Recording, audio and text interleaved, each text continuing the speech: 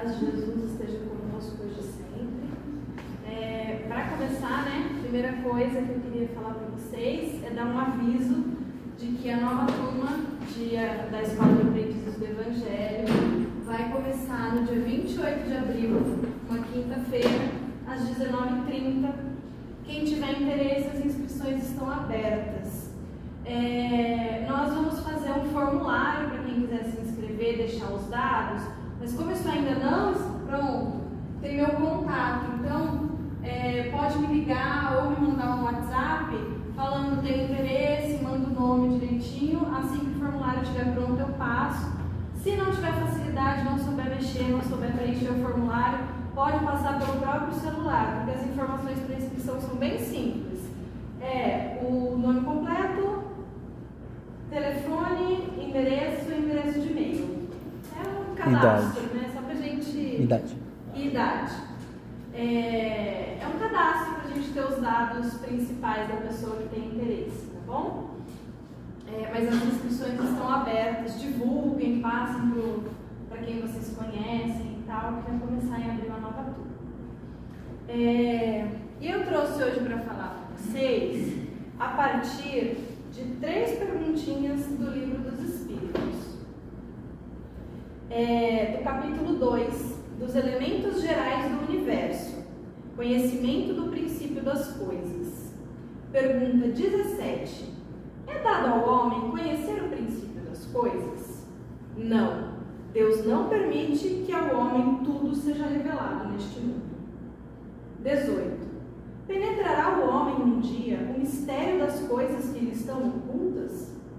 O véu se levanta a seus olhos à medida que ele se depura, mas, para compreender certas coisas, são-lhe precisas faculdades que ainda não possui.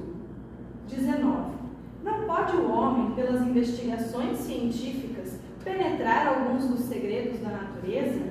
A ciência lhe foi dada para o seu adiantamento em todas as coisas, porém, não pode ultrapassar os limites que Deus estabeleceu. Quanto mais consegue o homem penetrar nesses mistérios, tanto maior admiração lhe devem causar o poder e a sabedoria do Criador. Entretanto, seja por orgulho ou por fraqueza, sua própria inteligência o faz joguete da ilusão.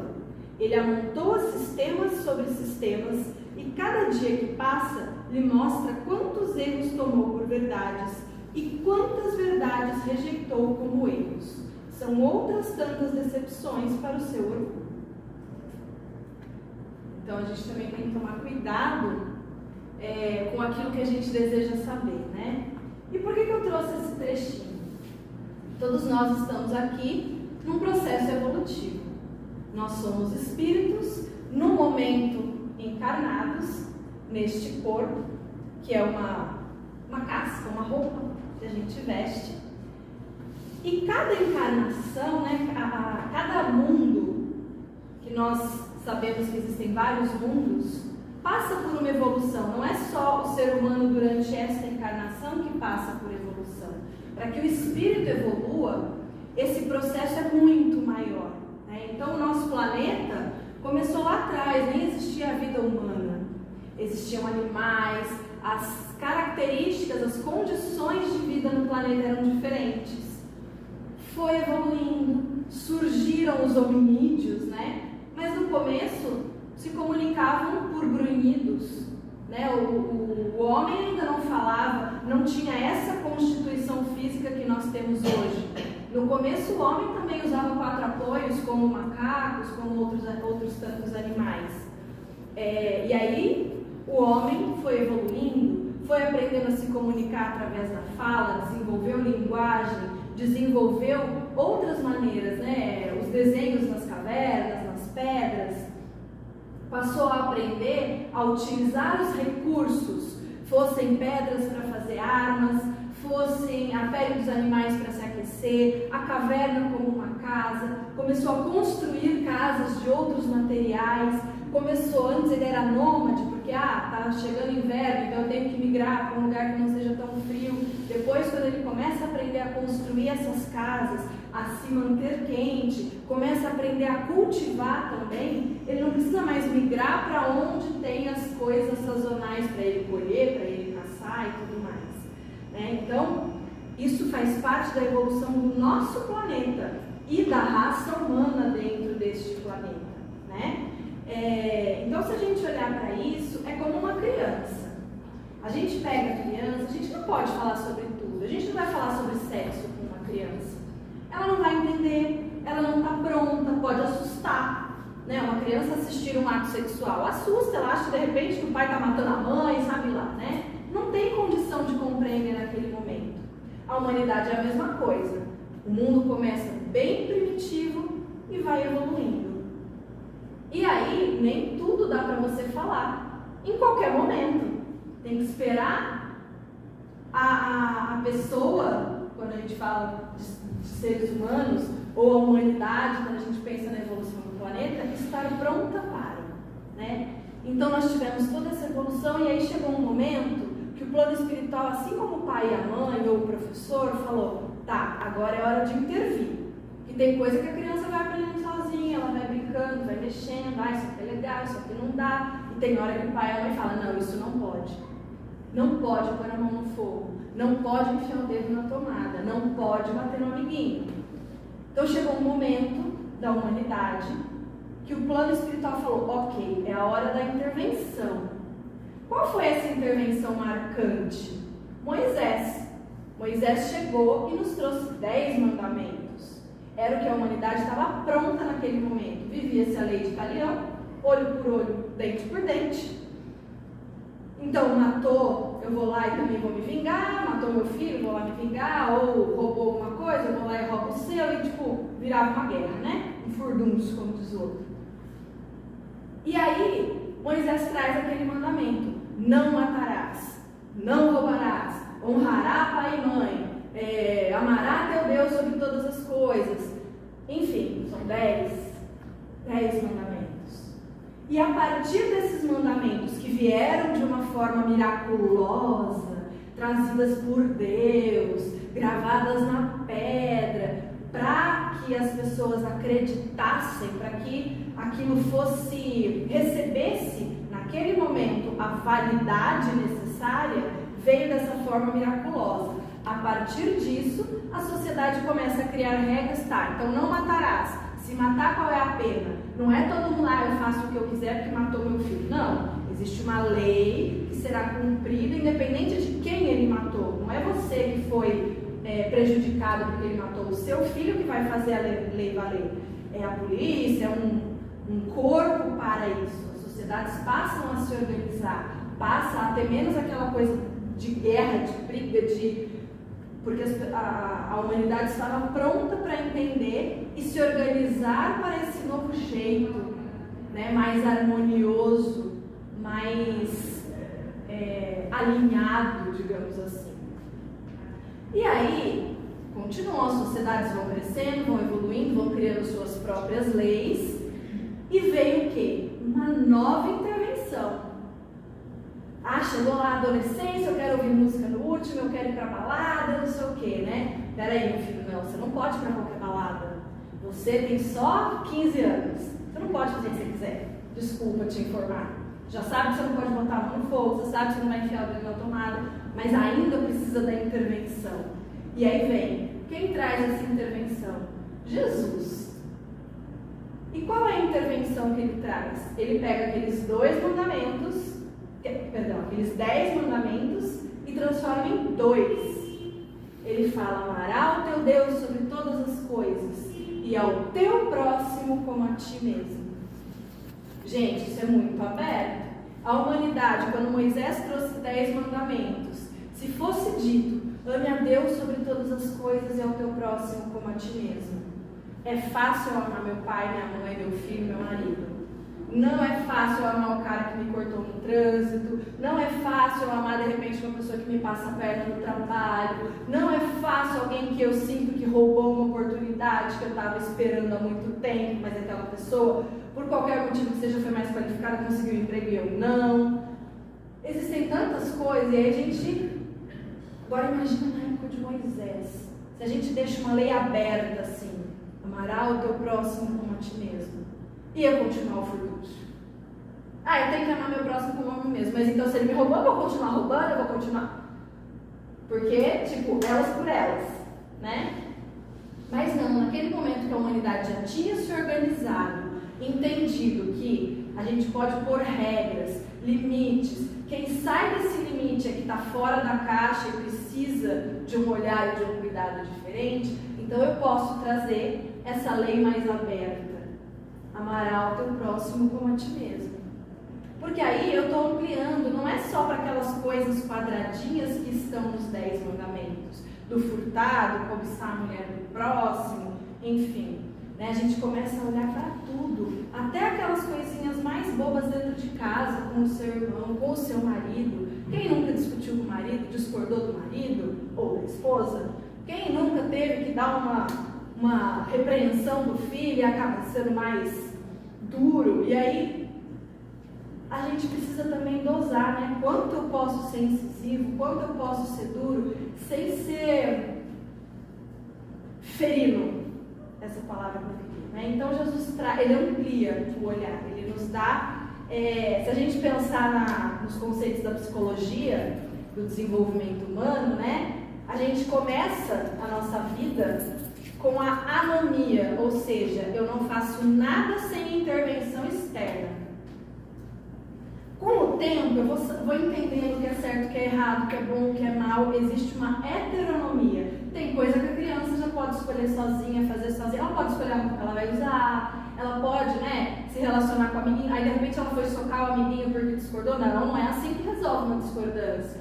Então, a criança já tem aqueles momentos em que ela age sozinha por conta própria, mas sempre tem o adulto, sempre tem um responsável para fazer as intervenções e falar, peraí, você está fugindo do que é certo, do que é esperado.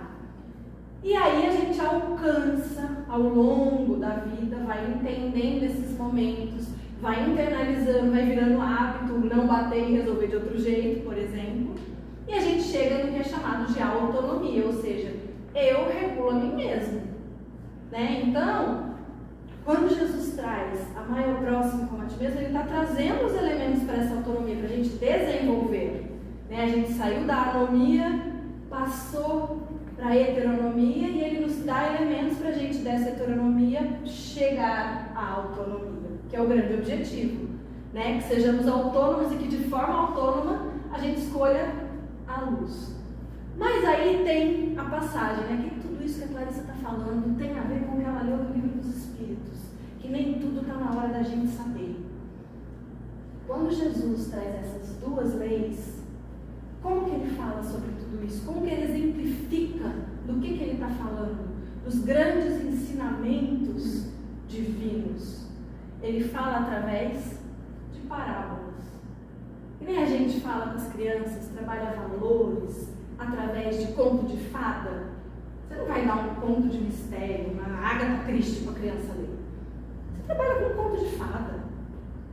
E aí tem o príncipe, tem a bruxa malvada, tem aqueles personagens bem caricatos, né? Quem é mau é só mau, quem é bom é só bom. Isso não é verdade. Todos nós temos as duas coisas dentro de nós, né? Então Jesus, ele fala com a humanidade através de parábolas. Por que parábolas?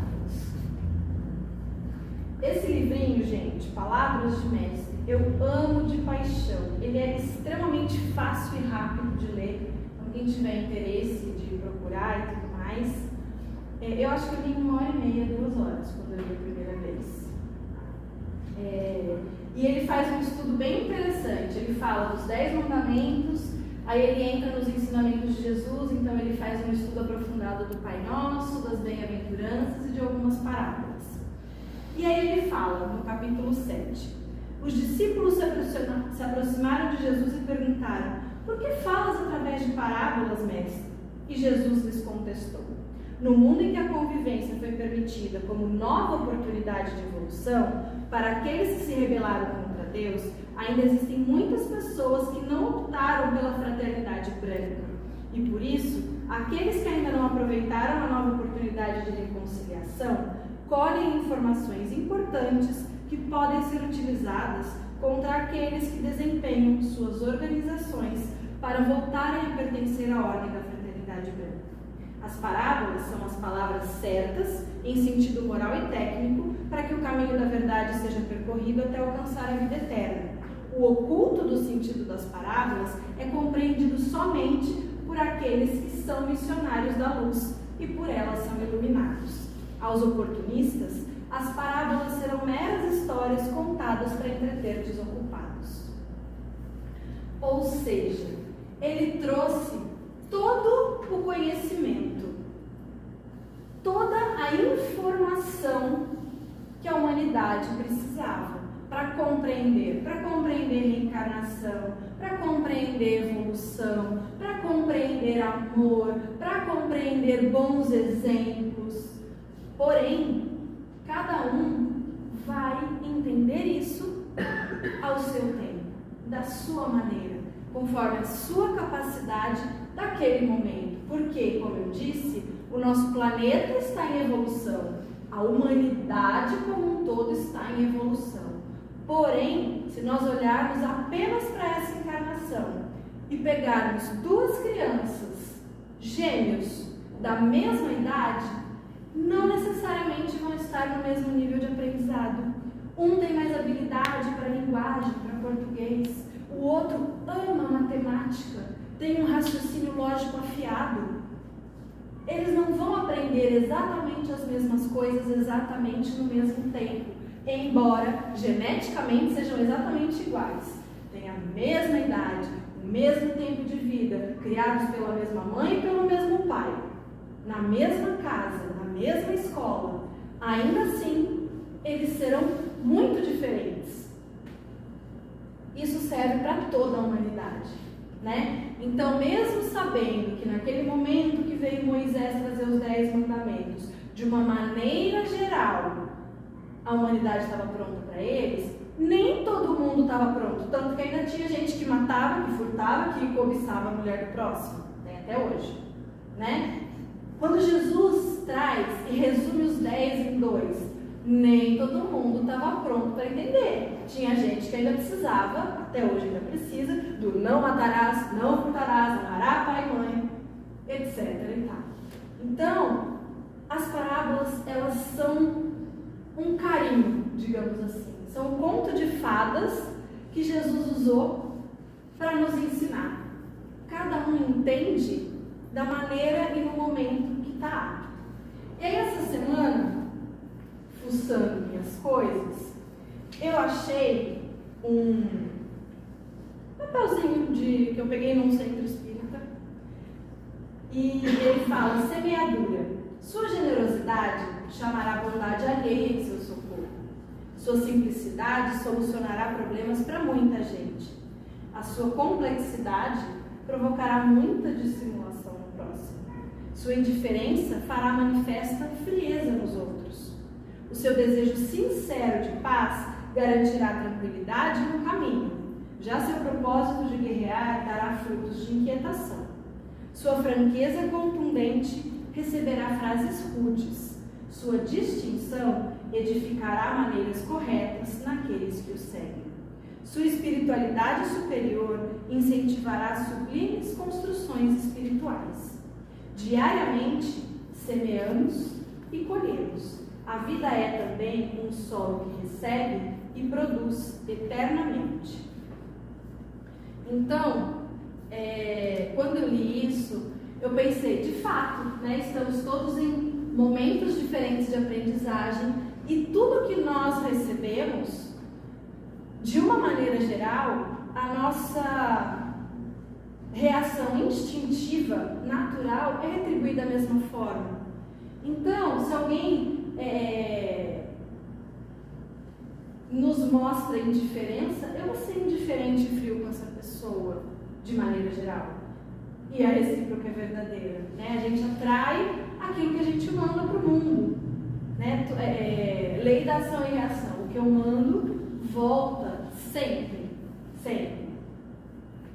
E o tempo todo a gente está semeando isso com as pessoas que a gente convive, no caminho que a gente trilha, né? E Jesus tem uma das parábolas dele que fala da semeadura da boa semente, né? O dono das terras mandou seus servos semearem a boa semente de trigo.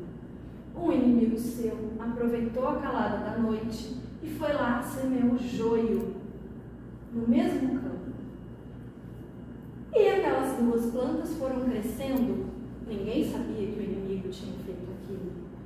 Só perceberam quando elas começaram a brotar. E aí os servos, mas Senhor, o que a gente faz? Arranca o joio? Não.